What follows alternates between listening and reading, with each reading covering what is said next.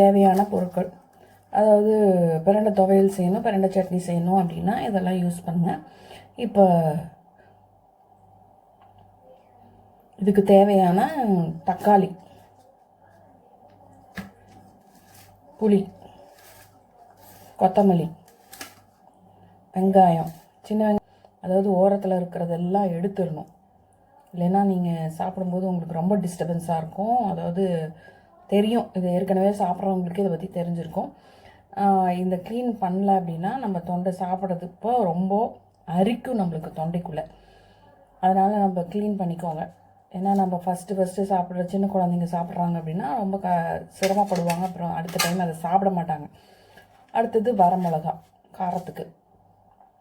அவ்வளோதான் ஃப்ரெண்ட்ஸ்.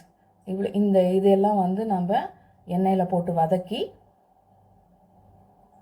புளி போட்டு அதை அரைக்கிறதுனால இதை நம்ம வச்சு கூட சாப்பிட்லாம். ஃப்ரெண்ட்ஸ், எல்லாம் ரெடி பண்ணி வச்சுக்கிட்டு எண்ணெய் நல்லா சூடான பிறகு வரமிளகா போடுங்க. எண்ணெய் சூடாகிருக்கும், பார்த்திங்கன்னா தெரியும். கை தாங்கலாம், அனல் நம்ம கைக்கு தெரியும். அப்புறம் வந்து வரமிளகா போடுறேன், நல்லா வணக்குங்க.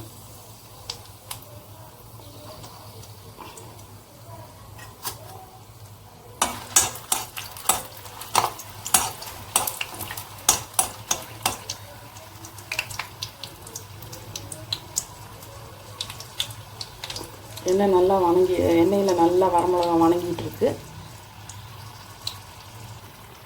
அடுத்து பார்த்தீங்கன்னா பாருங்கள், எண்ணெய் வரமிளகா நல்லா வணங்கின பிறகு வெங்காயம் நறுக்குன்னு எடுத்துறேன்.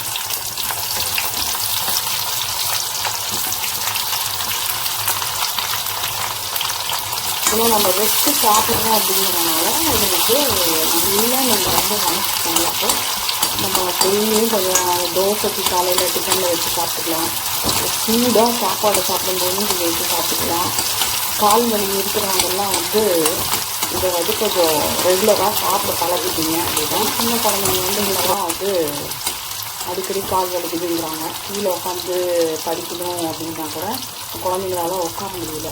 அவங்களுக்கெல்லாம் வந்து இந்த பிரண்டை துவையல் ரொம்ப யூஸ்ஃபுல்லாக இருக்கும். பூண்டு போட்டு அதுவும் நல்லா எண்ணெயில் வணங்கணும். உங்களுக்கு தெரியும் பூண்டோட ஹெல்த் பெனிஃபிட்ஸ் எவ்வளோங்கிறது. அதனால் பூண்டு வந்து நம்ம வெங்காயம் எவ்வளோ 100 கிராம் எடுத்துருக்கோம் அப்படின்னா, பூண்டு ஒரு சின்ன பூண்டாக இருந்ததுன்னா அது ஒரு கைப்பிடி அளவுக்கு போடுங்க. பெரிய பூண்டு நான் போட்டிருக்கிறது, அதனால் அது கிட்டத்தட்ட ஒரு கைப்பிடி அளவுக்கு வரும். இது பெரிய பூண்டுனால 10 பல்லு பூண்டு போட்டிருக்கேன்.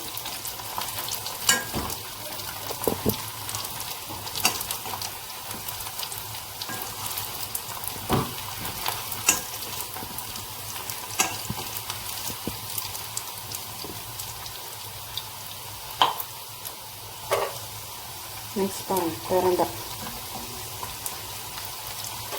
நம்ம க்ளீன் பண்ணி போடுறது தான் வேலையே தவிர மற்றபடி ஒன்றும் பெரிய கஷ்டம் கிடையாது. அப்படியே டிவி பார்த்துக்கிட்டே உட்காந்து இல்லை நம்ம எதையாவது புக்கை படிச்சுட்டு கூட இதை செய்யலாம். அப்போ நம்ம அது செய்கிற வேலை வந்து நம்மளுக்கு கஷ்டம் தெரியாது.